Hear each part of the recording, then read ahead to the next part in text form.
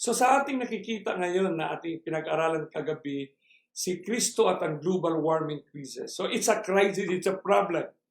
Now, paano kaya nag-react ang mga tao? Anong ginagawa ng tao? Now, normally, alam ni Satanas kung ano ang maging responses, possible responses. Pero dito natin makita din yung katalinuhan niya. Kaya kailangan talaga, the Christ has to bruise his head. Kasi napakatalino niya, yung Genesis 3:15, kailangan ng Panginoon ni Kristo i-bruise ang kanyang head, i-expose yung kanyang art of destruction. Kasi yung mode of deception niya ay napakatuso, kapatid. Because he runs into to be the solutions. Paano niya gawing solusyon? Paano maging deception ang maging apparent na solusyon? Ang ganda, no? Yung solution sa isang problema, sa isang makamundong problema, ay doon niya i-mix, doon niya itimpla yung kanyang deception, kapatid. And that's make this great controversy great. Okay? So, unti-untiin natin ito, kapatid. Now, this global warming crisis, gusto ko lang i-ground into science. Mayroon tayong panoorin na video, na pagpatuloy na video ni Al Gore. Kasi ito yung universally recognized na movement, no? Ito, ni Al Gore. Paki-i-play daw natin ito, kapatid. So, yan. Please, listen to a global environmental crisis before. The hole in the stratospheric ozone layer. This was said to be an impossible problem to solve because it's a global environmental challenge requiring cooperation from every nation in the world. But we took it on, and the United States took the lead in phasing out the chemicals that caused that problem. So now we have to use our political processes in our democracy and then decide to act together to solve those problems. But we have to have a different perspective on this one. It's different from any problem we have ever faced before. Wow. You remember that home movie of the Earth spinning in space? One of those spacecraft continuing on out into the universe, when it got 4 billion miles out in space, Carl Sagan said, let's take another picture of the Earth.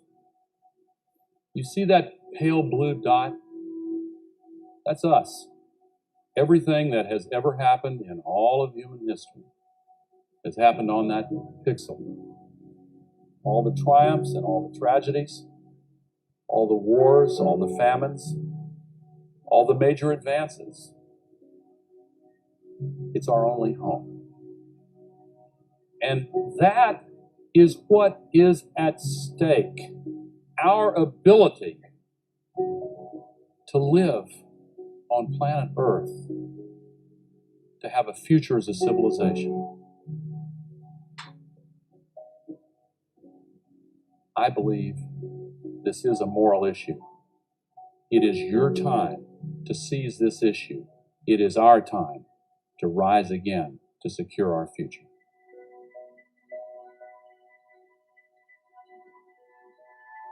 So sa lingwahe ng narinig nyo, no, na may nakatranscribe dyan, kapatid, hindi nagkulang ang langit para sa atin. Active talaga siya, kapatid. Alam nyo bakit? Kasi this was released in 2009. Yung engagement ng langit sa atin para maging active tayo, prepared to know the truth, to grow in grace in the knowledge, ipinagkaloob niya sa pangkalahatan sa pandaigdigang iglesia. In 2006, growing in Christ, growing in grace. Gusto ko lang, kapatid, iparamdam sa bawat isa sa atin ngayon, kung anumang churches tayo na belong, we need to thank the Lord for that engagement. Na looking back on the 2006, makikita natin yung kamay ng Panginoon. Ang pag-ibig niya na kumilos para ihatid sa atin, para buksan ang isang pinto sa buhay natin ngayon, sa buhay noon, 2006, hanggang ngayon, kung lumalago ba tayo, ayon sa prescription ng Panginoon. Kita mo, sinabi ni Al Gore, the problems, what is at stake is our future. What is at stake on 2006 when we have nang ipinagkaloob ang growing in Christ na fundamental belief. What is at stake is our future, the plan of redemption that God bestowed to us. So nakita natin itong global crisis na talagang tinutukan ito ng lahat ng mga leaders ng mundo. Here's another video clips that I want to share with you. This one. Wrote this, that it's difficult to get a man to understand something if his salary depends upon his not understanding it.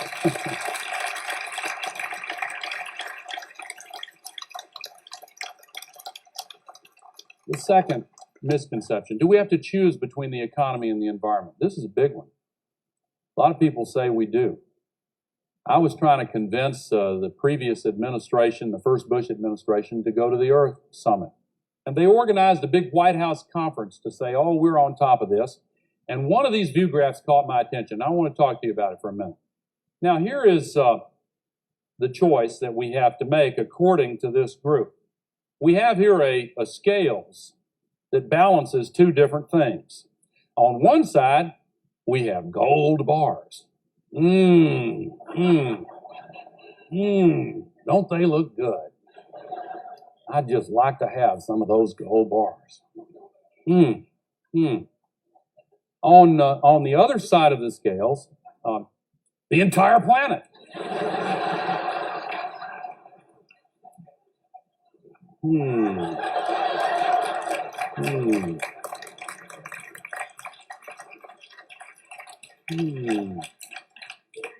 I think this is a false choice for two reasons. Number one, if we don't have a planet, the other reason is that if we do the right thing, then we're going to create a lot of wealth and we're going to create a lot of jobs, because doing the right thing moves us forward. Okay, so dito natin maintindihan, kapatid, yung gaano kabigat ang problema ng planet Earth. We have these economic competitions. We will be having money, but the entire Earth is affected. Kaya ang ating dapat ma-experiencehan ngayon, paano tayo lalago sa kaalaman.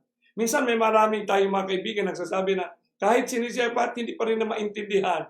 Bakit hindi nila makita? Alam mo, kapatid, no, yung ating series na ito talagang wala na tayong pinipili. Ma-pastor man, ma-leaders man, ma-ordinaryong tao, we have to tell the truth. Ano yung truth na yan? Kailangan lahat tayo lalago sa kaalaman. Kasi yung hierarchy ng ating status, ng ating, yung tinatawag level, o yung ating mundo ba, mayroon tayong tinatawag, ito doktor, ito graduate, ito hindi, ito ganyan. Kung saan natin pinipili. Pero in the eyes of the Bible, we are just the same. We really need the Holy Spirit to enlighten us. Kaya ito nga sinabi ni Al Gore sa itong video na to. Sinabi niya, kinote niya si Upton Sinclair. Sinabi ni Upton Sinclair, it is difficult to get a man. Napakahirap para makuha mo isang tao na maintindihan niya. It is difficult to get a man to understand something. Di ba gusto mong i-share, kaya kay Sister Mercy, gusto niyang i-share ito, yung ganito. No? Kahit ano, ba't hindi niya? Ayaw niyang isabi. No? Sister Tracy, kayo lahat dyan. No? Gusto niyong i-engage sa district leader, gusto niyong i-engage sa pastor, gusto niyong i-engage sa isang tao na nakikita niyo na sapat ang kanyang kapasidad para intindihin. Pero sinabi nito ni Sinclair nga, it is difficult to get a man to understand something when his salary or work depends upon not understanding it. Kawawa, no? Ayaw nila kasi kung magsabi sila ng totoo at hindi iyon pinakalinya ng nature ng work niya, ay matanggal siya sa trabaho. Di ba? Kaya nga matatanggal ka kasi dapat ito lang ang isermon mo, dapat ito lang i-deliver mo. Matanggal sila sa trabaho pag gusto nilang alamin. Kaya dito nga ang critical, because mayroong kasabihan, right to understand. the right to know. Ibinigay ng langit ito. Kaya may sinabi nga si Sister White, the greatest want of the world today is the want of men who will not be bought or sold, men who in their inmost souls are true and honest, men who do not fear to call sin by its right name, men whose conscience is as true to duty as the needle to the pole, men who will stand for the right though the heavens fall. So, yun ang kailangan ng kaya si Elijah, talagang tinayuan niya, kapatid, di ba? Talagang tatayo tayo kung ano man ang katotohanan ay pinagkaloob. Pero may mga realization tayo. Kasi sinabi rin ng Biblia na sa last days, kapatid, at both extremes. Now, bakit gan ba yung ini-expect mo na sila sana ang magsabi ay hindi na ginagawa? Ito namang ibang grupo na, kasi yung isang katotohanan, isang fundamental truth na itinayo ni Kristo, yung 28 fundamental truth, yung 1863, yung movement ng church na yan. Talagang dalawa ang naging nagbangayan while on their positions and the other not in position. Grabe, no? Grabe yung atake, kaya nagkagulo, confusion. So bakit nga? Pero may sinabi din ang Biblia sa ganitong mga circumstansya, kapatid. May sinabi din. Kaya matutuwa tayo, kapatid, no? Kay Ron Impron, Shirley Donaire, Jaime Nobal Pipito, Lorena Geraldes, Hubito Cabcaban, kay Commissioner Manuel Juncera Jr., kay Lilivis Chavez, na hindi nagkulang ang Panginoon sa lahat. Kasi sa Biblia mismo, sinabi niya, in the last days, perilous signs shall come. So ipinagkaloob niya yung ating growing in grace. So we back in 2006, saan na kaya tayo lumago?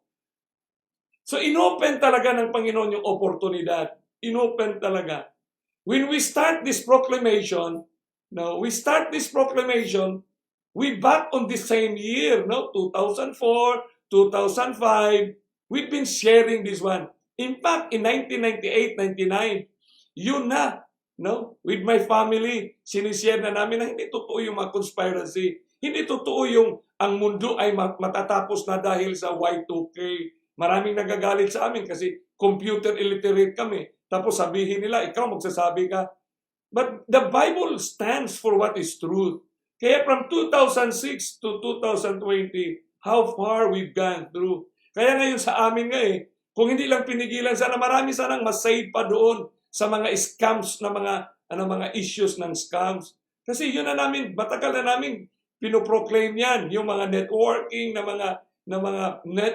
yung mga movement ba ng prosperity gospel at saka yung mga scams, getting quick rich, So how far we've grown, So makikita natin na in spite na dumadami, maraming activities ang mga different religious denominations, na dumadami na ang engagement ng religious pluralism, ecumenical, marami ng mga camp meetings, marami na yung mga ginagawa ng mga camp meetings, marami na mga revival series na ginagawa.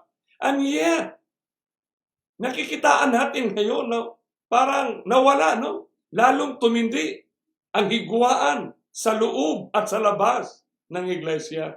Bakit ganon, kapatid? Hindi na nag-growing in Christ or growing in grace. So kailangan talaga natin makita at maintindihan itong movement of the great controversy. Kaya kailangan natin yung growing in Christ, kasi si Pedro, nang na-receive ni Pedro doon sa Mount of Olive, yung mga prescription na binitawan ni Kristo, alam niya na kailangan talaga natin yung growing in Christ, growing in grace, in the knowledge. Ano yung knowledge na yan? Sa saving work ni Jesus Christ. Pero in spite of it, we will be comforted na sinabi din ng Bible na may mga tao rin na hindi talaga mag-move. They will not welcome. Kaya nandoon yung spirit ng Laodicea. Hindi natin pwede nang mawala yan. Hindi na pwedeng mawala yan. Halimbawa, sinasabi nila yung tungkol sa coronavirus. Yung virus, talagang hindi pa tayo isinilang, may virus na ang mundo. Mayroon na yan. Kung ano man ang nakontribusyon ng tao, dahil na kinakain na hindi dapat kainin, ay talagang yung virus will always be here on planet Earth. Kaya mayroon ng vaccine, ang measles, mayroon na. Pero until measles, right, still here on planet Earth. So ganito rin yun ang kapatid. Kaya mayroong mga tao na in-expect mo, hindi ginagawa. Kasi may sinabi si 2 Timothy. Sinabi ni 2 Timothy na in the last days, perilous times shall come, men shall be lovers. Tapos in verse 5 sinabi, having a form of godliness, but denying the power thereof. So Timothy was describing the humanity, describing God's people, believers. Kaya sinabi niya, having the form of godliness. Maraming ang mga tao ngayon, grabe na, parang they took pride na nandoon sila sa country living, nag-camp meeting sila, nandoon sila sa bundok, nag-organic farming na sila, tapos minsan, kinukutsa nila yung nasa syudad, na kayo, hindi kayo kayo nag-vegetarian, kayo mga kapatid, sinabi niya, mga form of godliness din ito kapatid, having the form of godliness, but denying the power thereof, from such torn away. For of this sort are they which creep into houses. Talagang papasok sila sa mga bahay-bahay. Ano pa?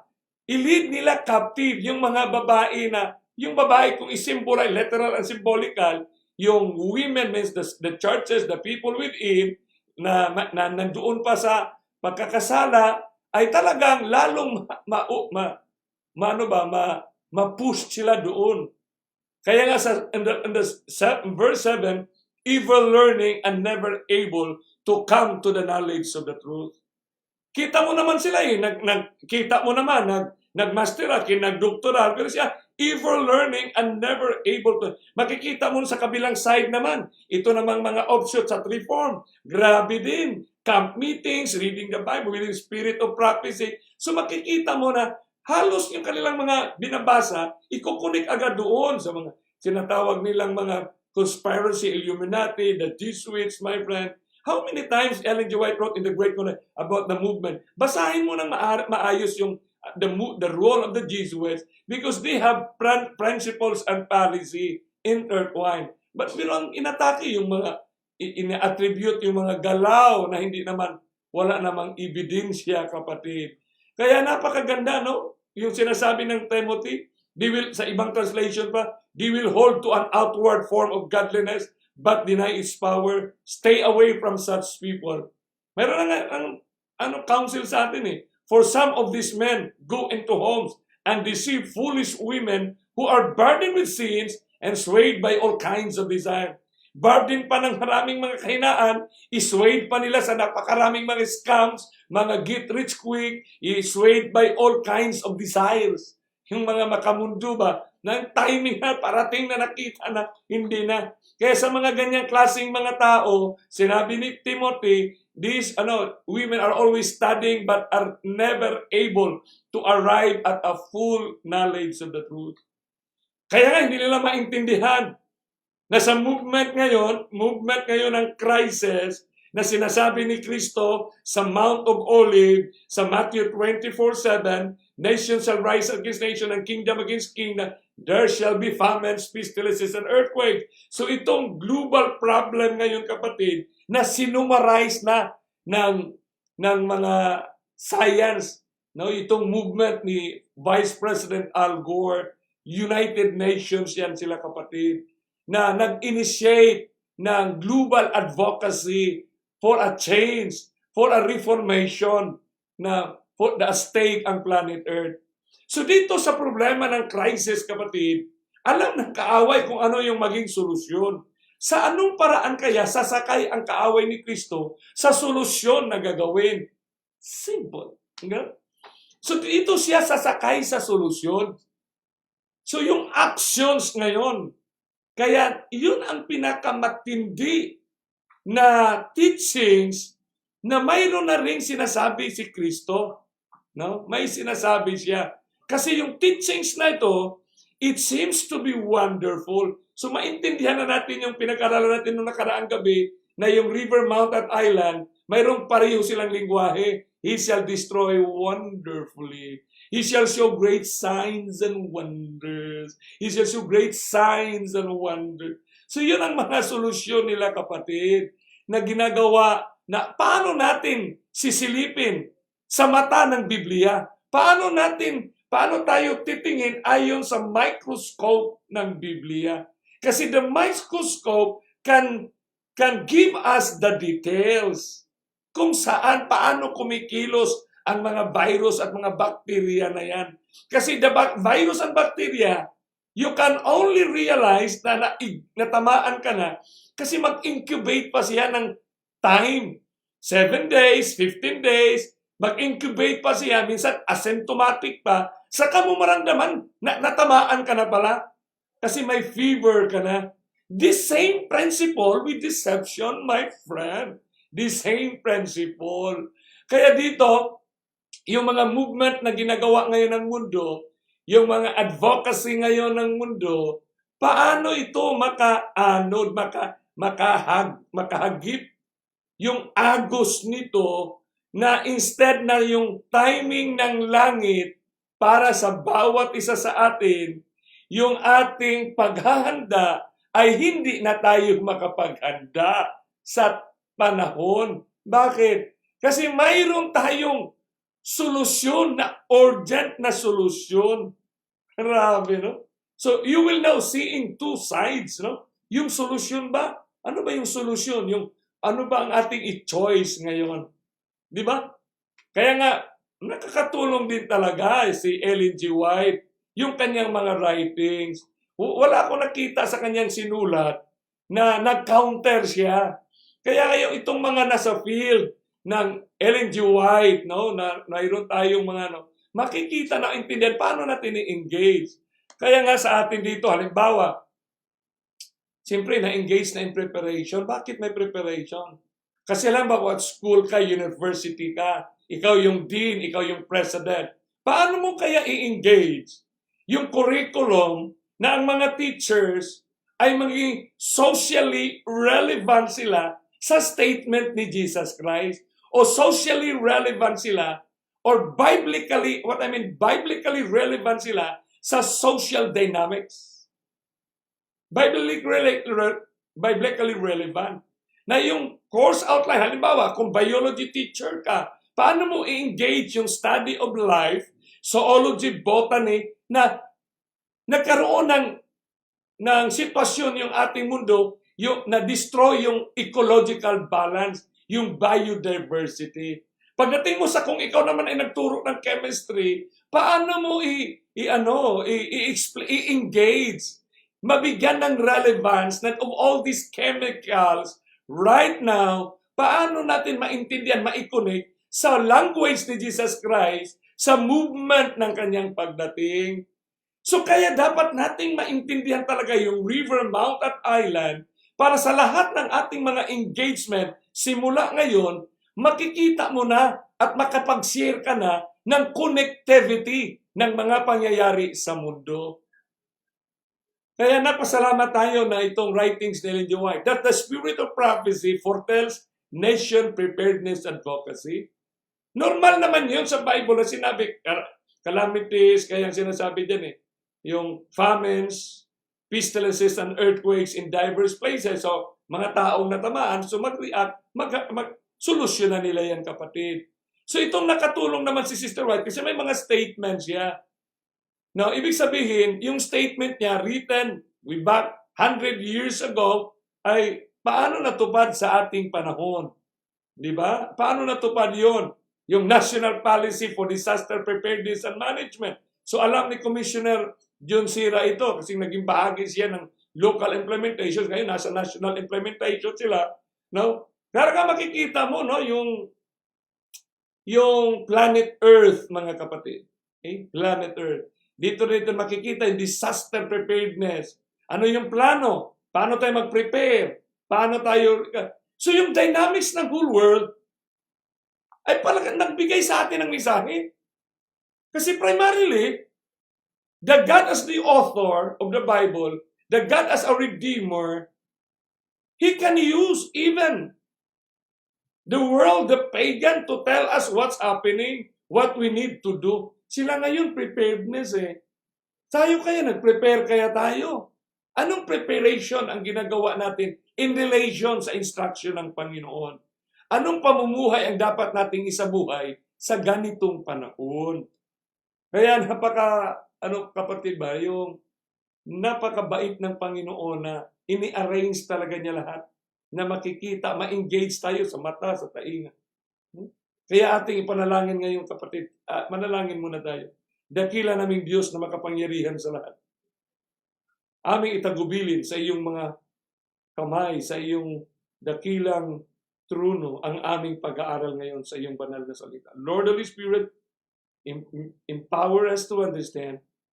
Help us, Lord, to proclaim your message to the rest of our friends and loved ones. In Christ's name we pray. Amen. So dito yung mga disaster preparedness. Kahit saang mundo, paano kayo nagsimula? Bakit sabay-sabay ang buong mundo? Of course, meron tayong United Nations. So ang United Nations na movement, alam na natin na napakabilis na lang ng transmission of concern, transmission of actions. Halimbawa, dito, disaster preparedness at the United Nations, advanced planning for disaster relief. So nag-advance na sila na talagang magkaroon ng disaster. Grabe, ano? Pero ang mga Adventist talagang alam nila magkaroon ng disaster. Pero magugulat ka hanggang ngayon. Sa namimili pa ng mga condominium sa syudad. Nagugulat ka nga eh. Pero yun naman ang dynamic. Siyempre, there are two types, no? The 10 virgins, talagang nandoon yan, kapatid. So yung mga disaster preparedness ay talagang ginawa ng buong sanlibutan. Pero paano ito? Sinulat kaya ito ni Ellen G. White 100 years ago? Na ang buong mundo magkaroon ng disaster preparedness? Yun ang maganda kung may nasulat, may mababasa tayo, kapatid. So saan natin basahin? So may sinulat kasi si Ellen G. White sa book Evangelism, page 194, paragraph 2. Ito, Sister Jade. The present is a time of overwhelming interest to all living. The present is a time. Yung present, diba? Active masyado ito na statement, yung language niya. Of overwhelming interest to all living. Lahat na ng buhay. Presidente, rulers, statesmen, men who occupy positions of trust and authority, thinking men of women of all classes have their attention fixed upon the events taking place about us. So hindi na tayo lalayo kasi truth stands by itself. Self-evident na ito, kapatid. No? Bakit nakatutok ang lahat ng atensyon ng mga leader, statesmen ngayon? Hindi lang yung COVID-19. Ito nga ay finishing touches na lang ito sa story of redemption. Pero prior to COVID-19, kinusukuso tayo, inano tayo, kapatid. No? Parang shaken by left and right na mga calamities ng mundo. Grabe niya, bago pa yung fire in Australia, sunod-sunod na itong year 2020, ay talagang mabigat na masyado, kapatid. Pero may sinabi kayang Panginoon na magpabigat-pabigat. Ayun ang dapat nating malaman, bababasa, kapatid. So naintindihan natin na marami ng mga calamities na tinutukan ng buong sanlibutan. Di ba? Yung mga ganito, ang mga typhoons, no? Wasak talaga. No? Wasak. For the first time in 200 years, for the first time in 300 years, itong baha sa New York, for the first time, nagbaha sa Saudi Arabia. Magugulat nga tayo eh, pati ang diserto binabaha na.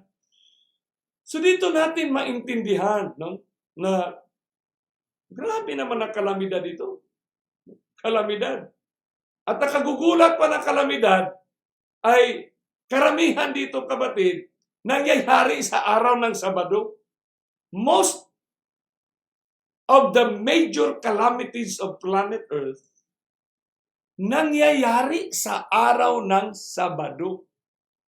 Really? Tingnan mo, kapatid. I-trace mo ang dynamics. In fact, yung Lisbon earthquake took place also on a Sabbath day. Grabe.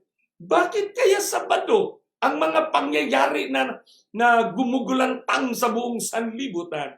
Yung Typhoon Ondoy, bago yung Typhoon Ondoy, Typhoon Frank sa Bacolod, Central Visayas. Sabado din yun, maraming buhay ang pinatay doon. Pagdating agad ng Typhoon Ondoy sa Metro Manila, grabe, araw ng Sabado din yan, kapatid. Yung nangyari sa Cagayan de Oro, Iligan, araw ng Sabat yun, Friday evening yun, 11 o'clock, 12 o'clock, no? Kalahating gabi, Sabat hour yun sa Cagayan de Oro. Bakit kaya Sabado? Ano ba ang significant value na it falls on a Saturday? Grabe ang mundo, kapatid. No? Yan, sa Cagayan de Oro. May mga pangyayari ito, kapatid, na yung ibang mga bansa ay apektado. Yung ibang bansa, concerned sila. Pero may mga bansa na wala masyado sila, hindi sila masyadong nakikialam. No? Kasi hindi naman sila binabagyo. May mga bansa na ganun eh. Pero nangyari yung Chile earthquake, Haiti earthquake, itong Haiti earthquake, kapatid, thousands ang tao na namatay dito. 1 week after, on the following Sabbath, Chile ang nag-earthquake. Marami ding patay. Sabado din, kapatid. Napakaraming Sabadistang namatay dyan. Sa report na yan. No? Around 2,000 man siguro yung namatay dyan ng mga Adventist. Sabado yan nangyari, kapatid, ha? Sabado nangyari yan. Yung earthquake sa Haiti, kapatid. So marami ng concern sa takbo ng ating generation. Kasi hindi na padami ng padami na. Yung frequency ng padami ng padami. Dahil ng padami na, kapatid, ay marami ng concern. Pero nang tumama, kapatid, ang tsunami, this was in 2004, di ba? Tsunami yan, kapatid, sa Indonesia, at maraming bansa ang napiktuhan nito. Di ba? Ilang buhay ang kinitil nito? More than 200,000 lives. Araw din ito ng Sabado, kapatid. Paano kaya kung nag-attend ka ng seminar sa hotel na yan? No? Pero wala ka, hindi ka man nag-attend kasi nandoon ka lang sa kwarto mo. Di ba? Mag-justify tayo. Ayaw kasi ni bossing. So, doon lang ako sa aking manager kasi di pinadala ako dito sa abroad para mag-attend. Paano kaya kung ganyan ang mangyari, kapatid? Sabado din yan nangyari, kapatid. Sabado. So, concerned ang iba, pero yung iba wala pa rin. No? This was in 2004. Pero mayroong isang nangyari sa ating generation. Na ang buong mundo na, shaken na. Kaya sinabi, the present is a time of overwhelming interest to all living. Bakit? Bakit nakapix ang mga tao? Bakit ang presidente, mga statesmen, congressmen, and senators ay gagawa sila ng batas? Kasi sa ating generation, nangyari ang isang sakuna sa isang bansa na tinagurian the most prepared nation of planet Earth. The most advanced country in terms of disaster preparedness, my friend. Mga bahay, mga hotel nila, earthquake prepared. No? Earthquake prepared ang kanilang mga bahay, kapatid. Anong bansa yun? No? Anong bansa yun, kapatid? Pero isang araw, kapatid, 3 syudad ang binura. Ang nakagugulat pa, tubig at apoy ang kumitil ng buhay at mga bagay, kapatid. Sipin mo yung syudad na yan, tita mo yan. Oh, yung speed ng tubig, yung tinatawag nating tsunami, grabe, kapatid. Walang magaling na Olympic swimmer na mabubuhay sa ganyan kabilis, kapatid. Ang nakakamangha pa dito, pati apoy sumabay. Grabe. Pero si Ellen G. White, sumulat siya na ang huling mga tanawin sa planetang Earth, no? Last scenes of this Earth history, war will rage. There will be pestilence, plague, and famine. The waters of the deep will overflow their boundaries. Property and life will be destroyed by fire and flood. Oh, look, fire and flood. Di ba ang fire ang pampatay tubig? Pero dito ka makikita, kapatid, the water of the deep will overflow their boundaries. property and life will be destroyed by fire and flood.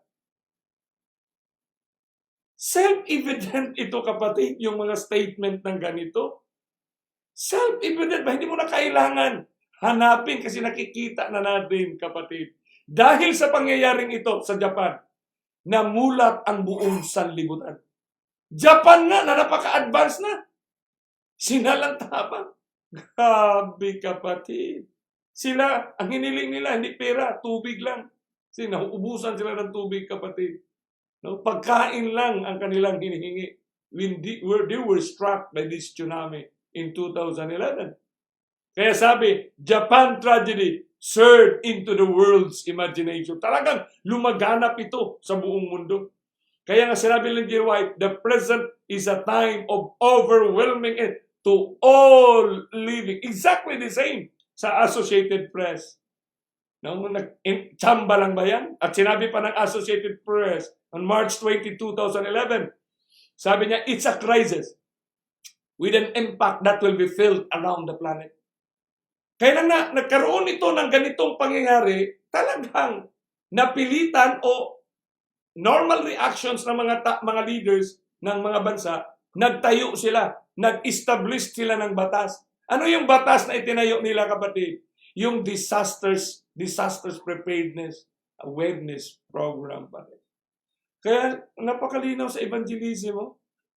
Kayong hindi naniwala kang Ellen G. White, ito, already it seems reasonable to surmise, according to Associated Press, it could prove one of the most significant calamities of our time. One that shapes policies. Take note, shapes policies. Ang malalaman natin sa susunod, kasi sinabi naman ng Bible, sa river, through His policies, He shall cause craft. Kaya sinasabi ko sa inyo, sa simula pa lang, na ang magandang solusyon ay si Satanas matalino kung saan niya ipasok ang kanyang deception. Kanya yung papel niya para hindi ka makatuloy doon sa ating pupuntahan. Oh, shapes policies, economies, and even philosophies for decades to come. Ano yung mga policies na yan? Kaya magugulat ka nga maraming 95% sa mga Sabadista na sa ating kapatid, huwag na lang kayong masaktan kasi lahat tayo biktima ng conspiracy theory na itong ginagawa ng mga taong ito na, i-vaccine tayo, pamamatay, tapos yung mga 666, lalabas ang Antikristo, yung mga harp, may nakahanda ng mga libingan, yung mga sa FEMA, mayroon ng mga kabaong. Grabe. Hindi mo alam kung saan. That's not the way. Si Satanas magaling mag-feed siya ng bagay na parang inaatake niya ang sarili niya, yung mga agents niya ba, yung mga doon niya, para hindi makikita yung tunay niyang mga ginagawa. Even philosophies for decades to come in an increasingly interconnected world. It's a crisis with an impact. Saan mababasa natin yung sinabi ng Associated Press? Yan, exactly the same. The present is a time of overwhelming interest to all living. Parehas sinabi niya, whole world. One that shapes policies, ito. Rulers and statesmen, men who occupy positions. So, sino ang gagawa ng batas? Sino ang gagawa? Sila. Trust and authority, thinking men and women of God have their attention fixed upon the taking place about us. Kaya gumawa sila ng aksyon, kapatid. Kaya itong krisis na global crisis, paano natin titingnan ito, kapatid? Na hindi tayo madali. Sa napakaraming isi-share natin ng mga text sa ating mga wall. Kakaawa nga tayo talaga, kapatid. Sinabi naman sa Evangelization of the same book, paragraph 2, they are watching the religions that exist among the nations. Dinescribe ni Lee White. Yung mga mga leaders na, they observe the intensity that is taking position of every earthly element. Di ba? Mayroon tayong mga tingnan mo sa internet yan, yung world meters of calamities. Mayroong mga agency na ang kanilang trabaho, tinutukan lang para magbigay ng impormasyon. Kaya mayroon nga tayong Pag-asa, mayroon tayong mga weather stations para i-determine, Determine yan. May mga department yan, kapatid. They observe the intensity that is taking position of every element and they recognize that something great and decisive is about to take place. That the world is on the verge of an stupendous crisis. Recognize nila yan, kapatid. May iban, medyo self-denial pa, pero wala silang magawa. Something is going on in this planet Earth. We are on an stupendous crisis.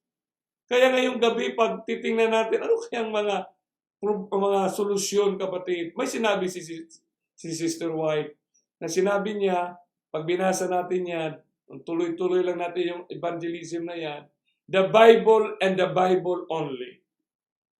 Ang Biblia lang, kapatid, ang magbigay ng tamang pananaw, gives a correct view of these things. Bible lang. Kasi pag tao ang binasihan, ayun na, heart na ang dahilan.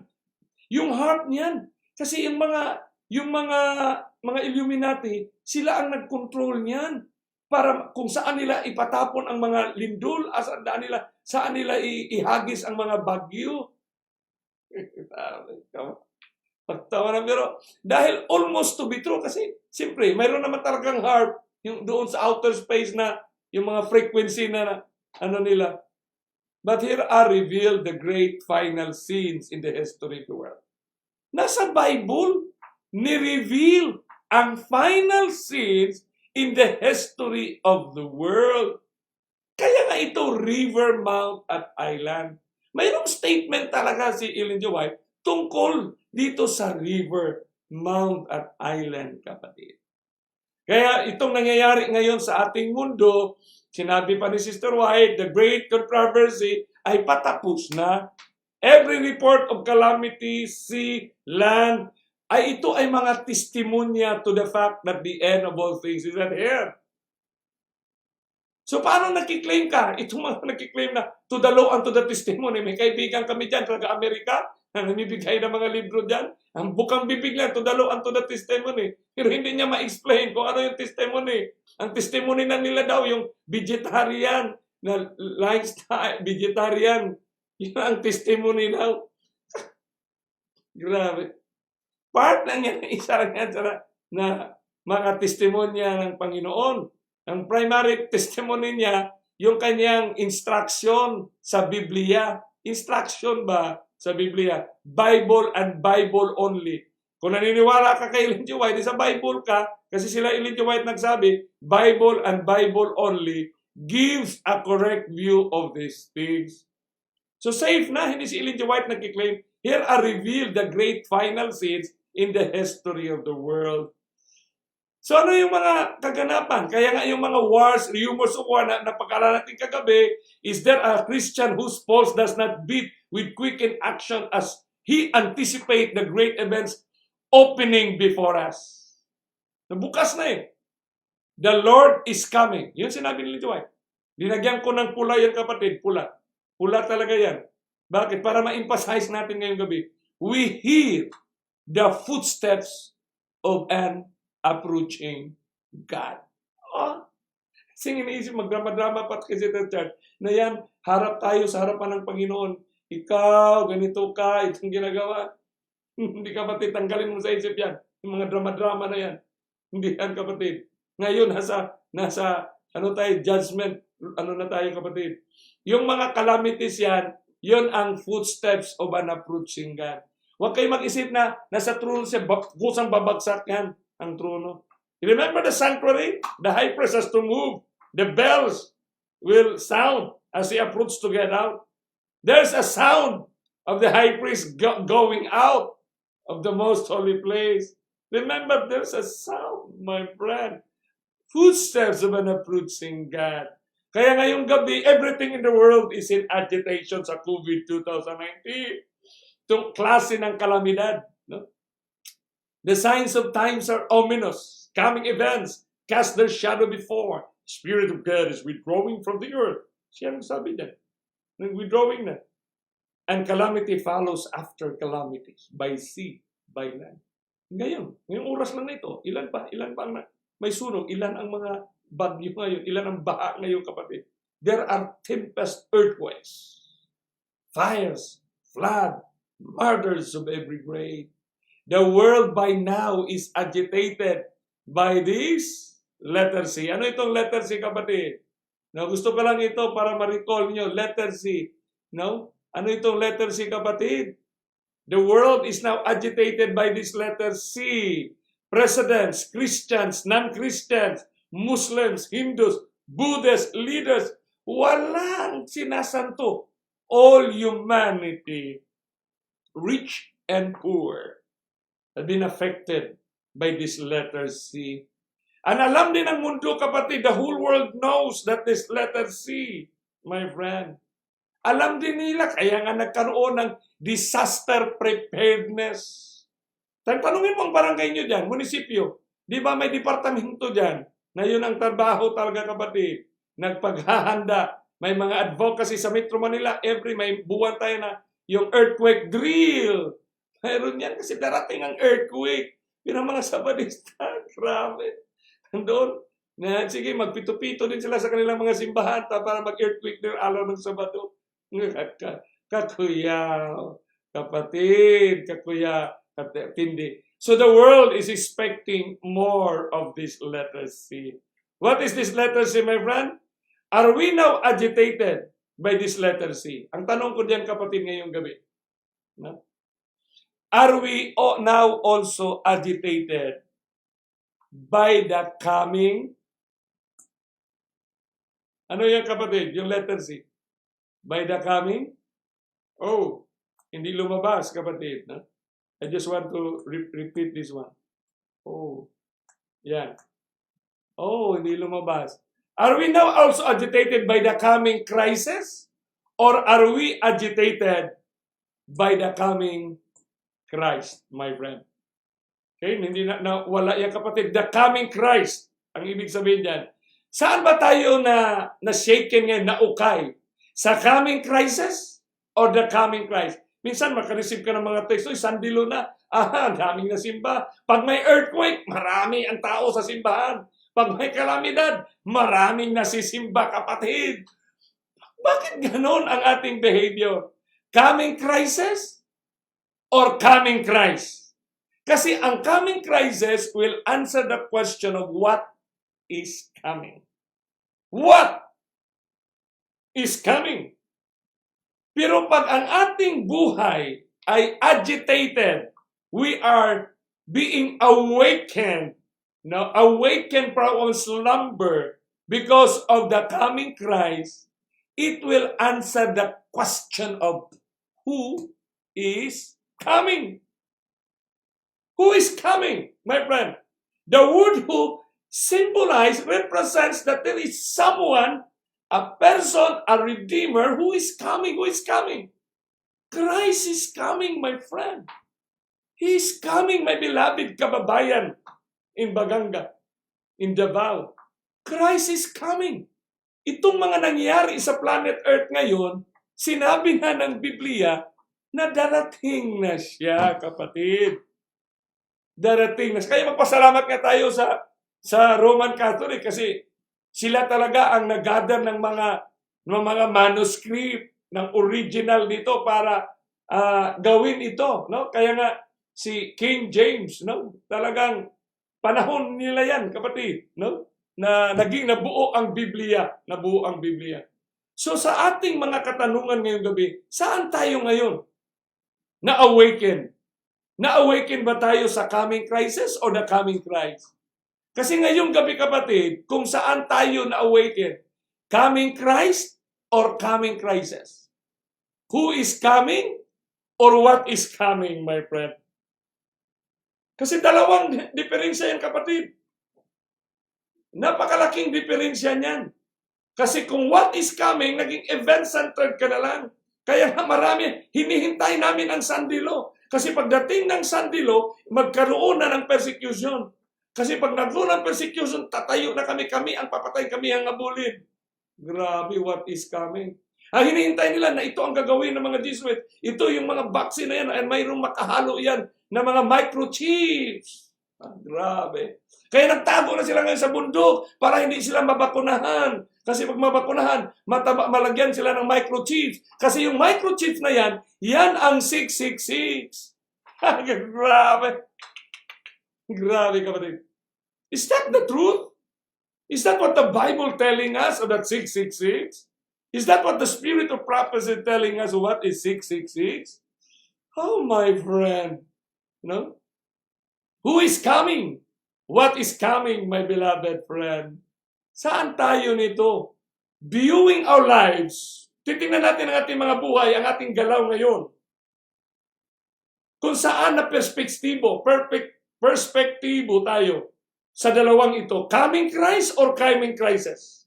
Who is coming or what is coming? Kung saan tayo dito sa dalawa kapatid, itong ating paniniwala, pananaw sa buhay natin ngayon, kahit hindi nyo man sabihin, the way you shared in the Facebook and the way you manood ka sa mga YouTube, kapatid, alam ng Panginoon, alam din ni Satanas kung sino ang kanya dyan. Sino na ang kanyang chained, kapatid, na masyadong nakatingin sa movement ng tao, kapatid. Hindi na tinitingnan yung movement ng salita ng Panginoon. Ang importante dito, makita natin ang salita ng Panginoon sa movement ng tao, hindi yung movement ng tao ayon sa interpretasyon natin, kapatid.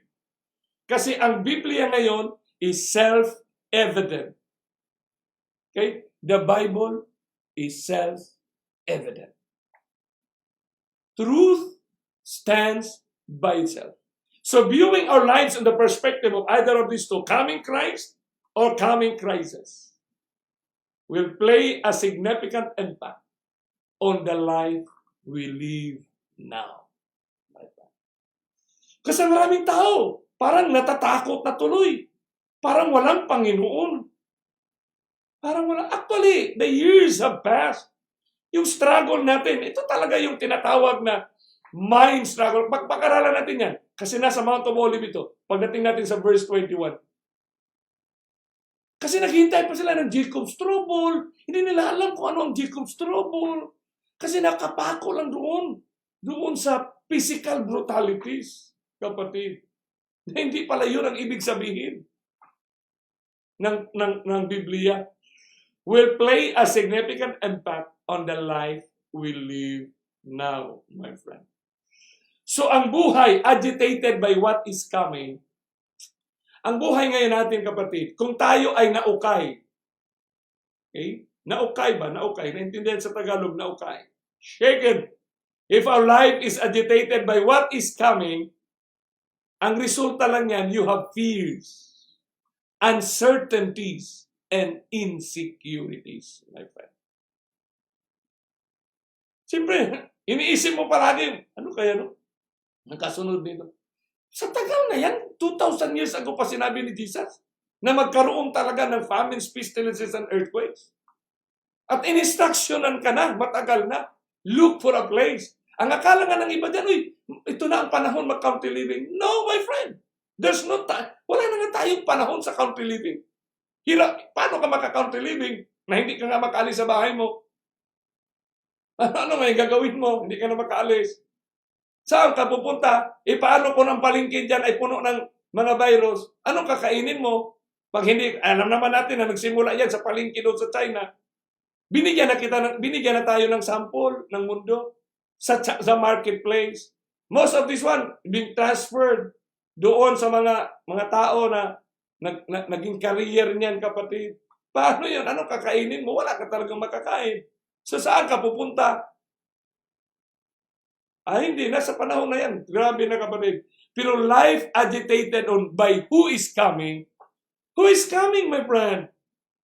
Kung ang buhay natin sa ngayong gabi is agitated by who is coming, the practical reality results, we will have peace of mind, peace in our heart, comfort in our heart, that we have Christ who is coming, our Redeemer, the one, the author and the finisher of my faith, the one that preserved my life, the one that will protect my life. You have peace of mind. You have the certainty that we will be alive. We have the certainty that we can go through to meet Christ. Hindi, we can be certain that we will be, we can be, yung mga certainty ng makamundong pag-iisip, kapatid. No! We can be certain that we can stand undefiled. Yun ang importante, kapatid. Ano ba? Then we will have the security. God is going to protect us. Yung preservation ng ating buhay, that we will be unspotted. Who will declare us unspotted? It's Christ. His righteousness will cover us with our shortcomings. For those who abide in His Word. Huwag naman ninyong pahirapan, kapatid. Minsan pinapahirapan. Vegetarianism is a gift from God. It will come to us. As long as you believe that you are moving to that heavenly home, you are going back to that earth made new, where there will be no more shedding of blood. It's a gift from God. Tonight, let us try to acknowledge that this is the gift of God to us. Huwag naman nang iba nag-vegetarian para, oh my beloved friends. Kaya hindi talaga ipinahintulot ng Panginoon yung judgment na ibigkas ng tao. Huwag kayong mag-judgmental because you blaspheme the Holy Spirit that is working in the heart of those people na nakikitaan nyo na kumain ng isda. Yung pala ay nagsimula na pala siya, na yun ng conversion siya, na nag-choice na siya ng vegetables and fruits. Hindi ba? May working yan eh. May working ng Holy Spirit. Di ba? Amen kayo dyan, kapatid. Amen din kayo dyan. Kasi yun ang ginagawa ng Holy Spirit sa buhay natin ngayon, kapatid. So we will have peace, certainty, and security. Bakit? The one who is coming, who is the one who is coming? He's Jesus Christ. Looking for that blessed hope and glorious appearing of our great and Savior, Jesus Christ. Yun ang ating maranata. Lahat tayo, kung ano man ang ating relihiyon, huwag na tayong magdebate. Ang importante, sa dulo ng movement ng Panginoon, hawak kamay tayo, kapatid. Panindigan natin na tayo'y mga saksi ni Hiyuba. Panindigan natin na tayo ay iglesia talaga ni Kristo. Panindigan natin na buong sanlibutan or Katoliko, kapatid. Katoliko ang kaligtasan. Universal yan to all. Salvation is for all. Yun ang tinatawag, Katoliko ang kaligtasan. Kasi ang tamang daan, yan rin ang dating daan na nilalakaran ng kanyang mga saksi ni Hiyuba, na sa kanilang pagka-born again, tinanggap nila si Kristo sa bautismo, kaya sila ay baptized. Sa pamumuhay ngayon, sila ay maging santos sa huling mga araw, the surge of the latter-day saints. Kapatid, napakaganda ng inihanda ng Panginoon sa ating kapatid. Kaya sa ating generation, kapatid, kahit anumang gawin ng mundo ng mga technology, kahit anumang discover, hirap na nga tayo sa isang strain lang ng corona. Ang coronavirus, maraming strain, kaya may number siya. What if? Kaya nga sabi ni Bill Gates, what if kung makakaroon ng vaccine, tas may iba na namang ano. Kaya dapat walang tigil ang pag-aaral, pag-discovery ng mga vaccine para sa mga dumarating na mga virus at bakterya na ayon naman sa science ay nag-mutate na rin sila dahil nga nagbago ang atong biodiversity, yung ating kalikasan. Kaya sa ating buhay ngayon, mga kapatid, the one who is coming who is the one who is coming? Jesus Christ. So trust in the Lord with all thine heart, my friend, and lean not on your own understanding. Yung mga understanding, yung interpretation of Brother Rick, ay talagang wala talaga sa linya. The one who is coming, who is the one who is coming? Christ. He's a redeemer. He's a person, a personality that we have to love Him. We have to establish our relationship with Him. Anong kailangan natin ngayon, kapatid? Is a relationship with our coming Redeemer. Kasi sinabi nga ni Kristo na tayo ang bride, siya ang bridegroom. So this relationship, my friend, can only be sustained by that communication. May tanong ko sa inyo. Mayroon bang relasyon sa tao na magtagal kung walang communication?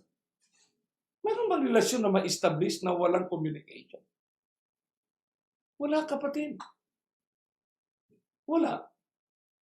The teacher and the student, the parents and the children, kailangan yung mutual, kapatid, na communication. Kaya nga sa mga bingi, mayroon nga silang language sign.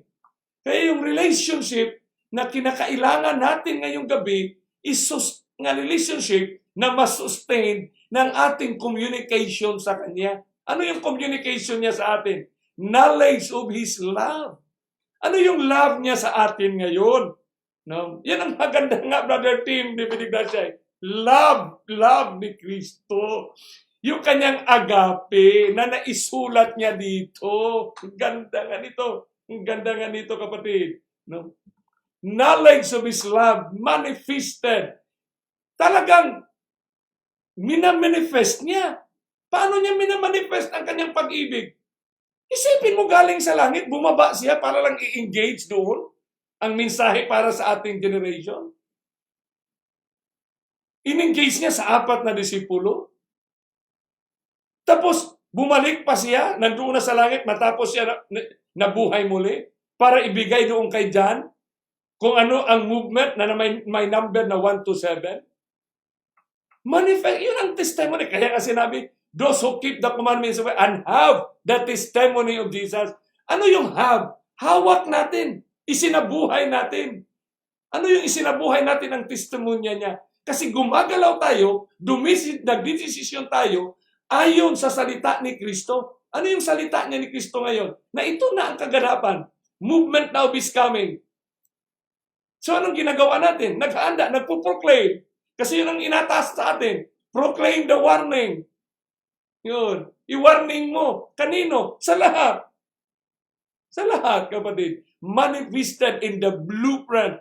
Ano yung blueprint? Yung prophetic citations niya of His redeeming act.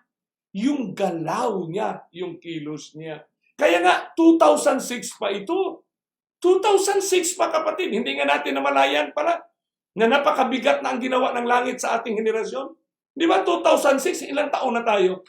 2006 pa yan, yung growing in Christ, growing in grace. Para mabuksan sa ating puso't isipan. Mabuksan sa mga pastors, sa mga leaders, sa mga presidente. Gaya ni Pastor Patalingog, mabuksan ang puso niya. Mabuksan ang puso. Now we have to grow in grace and in the knowledge, my friend. Mabuksan ang puso.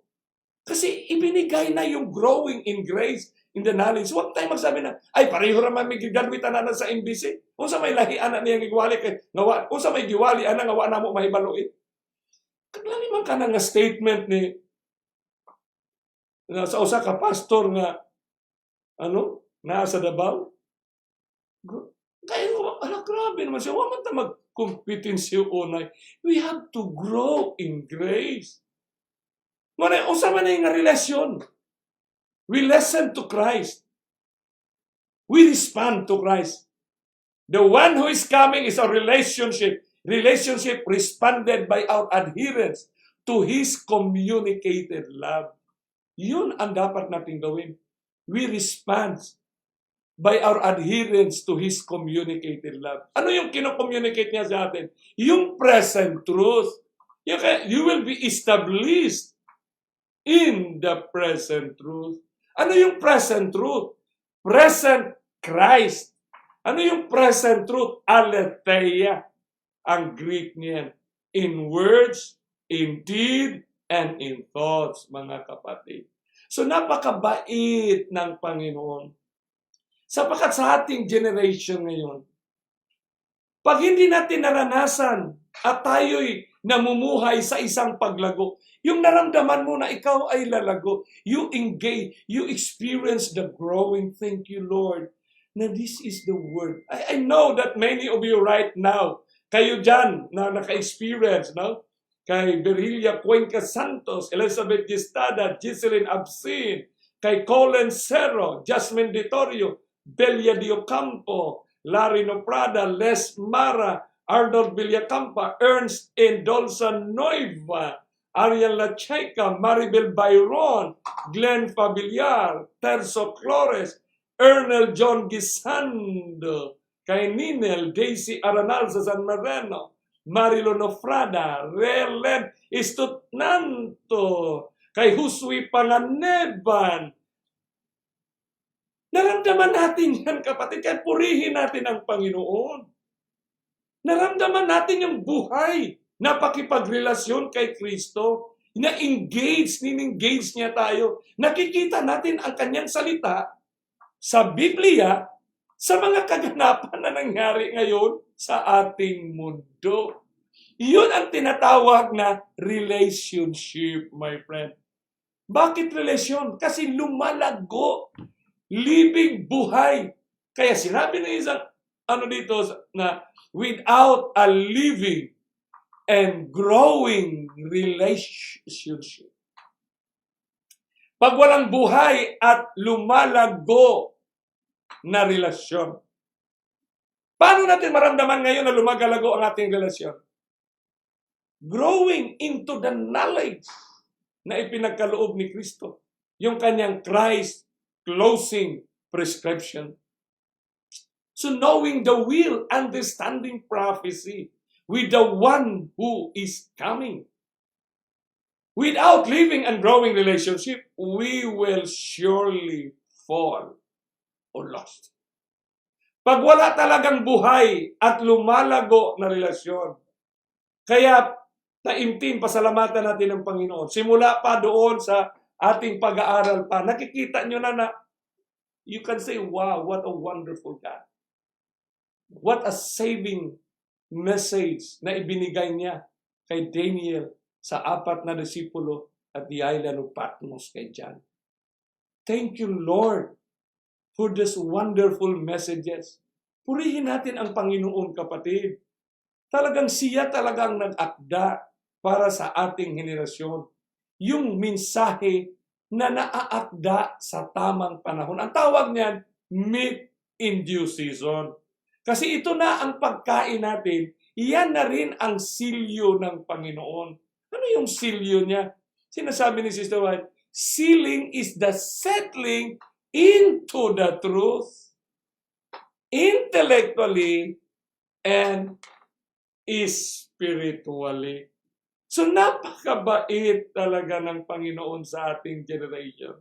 Kaya sinabi nga dito ni David sa Salmo 92 verse 12, sinabi talaga niya dito, the righteous shall flourish like the palm tree.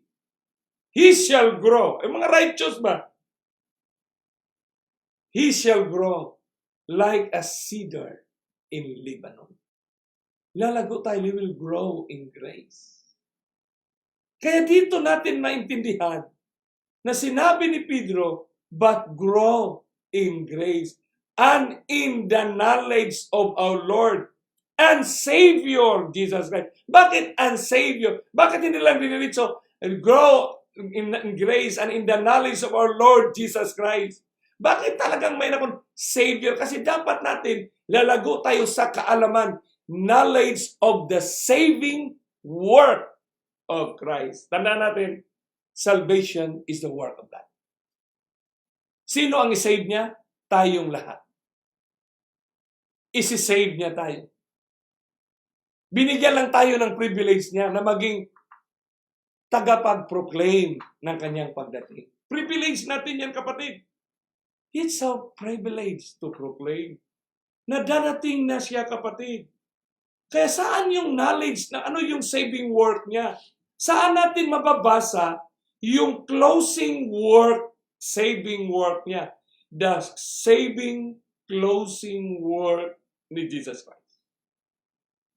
Saan natin mababasa, kapatid, yan? Kaya we are the most privileged generation. Tayo ngayon, kapatid. Kasi hindi ito tsamba-tsamba eh. Walang tsamba-tsamba dito. It is written, God has already arranged everything. Ang naka-advantage lang natin ngayon, ngayong gabi, at sa ating henerasyon, kasi sa ating henerasyon, kung ano ang binasa natin, yun din ang nakikita nating realidad. Kung anong binasa natin na sinabi ni Kristo na ito na ang katapusan, ito na ang footsteps of His coming, nakikita natin, kapatid. Di ba? So saan yan? Ito yung sinasabi natin, kapatid. The knowledge of the saving word ay talagang ibinigay niya dito sa Mount of Olives, sa 4 na disipulo. Yung saving, closing word. Maliban dito sa Mount of Olives, bibigyan din tayo ni Kristo ng instruction na dito, spoken of by Daniel the prophet, dito rin sa river, Olay, and Ezekiel. Sa river na ito ang nag-move, kasi alam natin, kung ang tubig ay nasa tabi na ng dagat. Yun tinatawag. Bakit tabi ng dagat na? Konektado na sila. So ngayon, sa ating pag-aaral sa series na ito, makikita natin yung karugtong na connectivity nila. Kasi ginawa ito, binigay ng Panginoon, outright na mayroon ng connectivity from the mountain to the river and to the island of Patmos. Yan, si Kristo. Siya ang nag-deliver. Huwag nyo nang tanungin, bakit ngayon lang nyo narinig ito? Bakit, minsan nagsasabi, bakit po, wala ginigiwali diha? Wala ginigiwali, may kadungog ani sa uban nga. Ay, huwag na nating itanong yan. Kasi pag itanong yan, ako pa ang mapapahamak niyan. Iba ka iba, inano pa sa akin na, sabi nila na, si Juliano nagsabi na, siya lang daw ang hindi naman ganun, kapatid. Alam mo, delikado ang mga ganyang mga pananalita. Ang atin na lang gagawin, purihin natin ang Panginoon na siya mismo bumaba para i-share niya sa ating kapatid.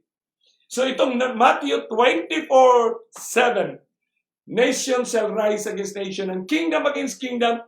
Ang kanyang consequential result, the effect is famine, pestilences, and earthquakes. Science is telling us now, the whole world is telling us that because of ecological imbalance by the result of industrial revolutions. So ang industrial revolutions na pinag-alalan ito na nakaraan, yun ang nagsanhi, nagbigay ng problema. Kasi lahat ng mga garbage, lahat ng mga chemicals, nagbutas ng ozone layer, nag-destroy ng biodiversity, kaya nagkaroon tayo ng famines, pestilences, and earthquakes. That's how science and the Bible is telling us. It's not because of the harp. It's not because of kung ano man yan. Let the Bible speaks by itself. Binasa natin kanina, footsteps of an approaching God. Yung mga calamities, footsteps na niya ito, kapatid. Kaya minsan pag nakarinig tayo na Jesus is coming very soon, nakakakatakot yan, kapatid. Kasi it's not soon.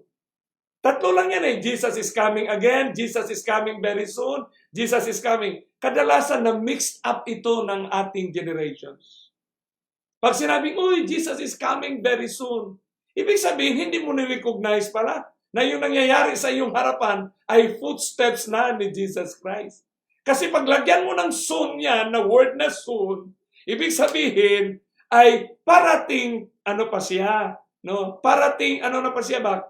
Yung coming pa siya. No? Approaching pa yung kanyang movement. Pag sinabi natin Jesus is coming, ibig sabihin, yung movement niya is going on right now. Gaya ba ng may karatula dyan sa isang lugar? On this side, is-im will rise soon. Pero wala kang nakitang is-im dyan, di ba? On this side, soon. Di ba? Nung una may mga karatula sa mga movies, no? Ang title ng movie, The Skyway, Coming Soon. Pero wala pa yan, kapatid. Pero pag nandoon na sa sinihan niya, it's going on. Di na sila maglagay ng soon. Hindi naman noon, wala nang ng mga tao doon. Kaya nga, kailangan ingatan yung language natin, kapatid. Kaya sinabi nga ng Exodus 23, di ba? Sinabi doon na, whatever things that I have said unto you, be circumspect. Kung anong sinasabi ni Panginoon, be serious, be careful of understanding. Let's do justice to the verse. Kailangan bigyan natin ng hustisya ang bersikulo at anong intensyon ng ng Panginoong Hesus sa kanyang sinasabi. So, gaya ng Bible, kapatid, na yung 4 disciples that were there on the Mount of Olives. So dito natin mapapatuloy tayo, kapatid, sa pag-aaral natin, kasi dito na tayo, ang kasunod niyan, basahin nyo ang Matthew 24:14. Kasi ang sasunod nating ang Ebanghelyo, ipinangaral ng lahat ng linalang. Hala, ganda niya na. Kasi maraming nagsasabi na ang Ebanghelyo ay sila lang ang nag-proclaim. Pero bakit ang title ngayon? Bukas. Ang Ebanghelyo, ipinangaral ng lahat ng linalang. Ha? Lahat ng linalang? Ipinangaral ang Ebanghelyo? Saan mababasa ito? Anong verse ito? Siyempre, makadipindi tayo doon na familiar text in a new meaning, in a new light. Familiar text. It's an amazing Christ revelation. Maintindihan natin kung gaano kabuhay ang salita ng Diyos. Ating iyuko ang ating mga ulo sa panalangin, kapatid. Dakila naming Diyos na makapangyarihan sa ang may-ari ng aming hiram na mga buhay. Salamat, Lord Jesus Christ, for giving the closing prescription. And thank you, Lord Holy Spirit, for giving us the comfort to understand by helping our eyes so we can see the movement of Christ coming. And at the same time, we can see the art of the enemy. Thank you, Lord Holy Spirit, for sustaining us with your marvelous grace and mercy to us. Bless all those who are now on this line. Allow them to experience your power and your grace by the knowledge of the river and the mount and the island.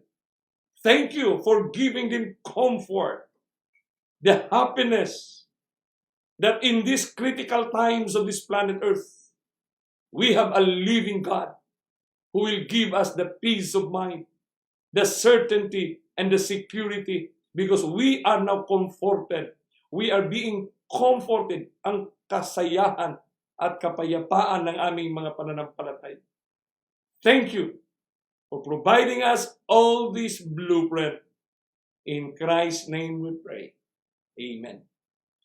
So sa lahat ng ating mga kapatid na, please, you view this one, kayong mga nakalate kapatid na Burns Olivar, welcome to the line. June Indovi, kung sino man na nagsiya, huwag niyong kalimutan, kapatid. The only way for us to fulfill the proclamation.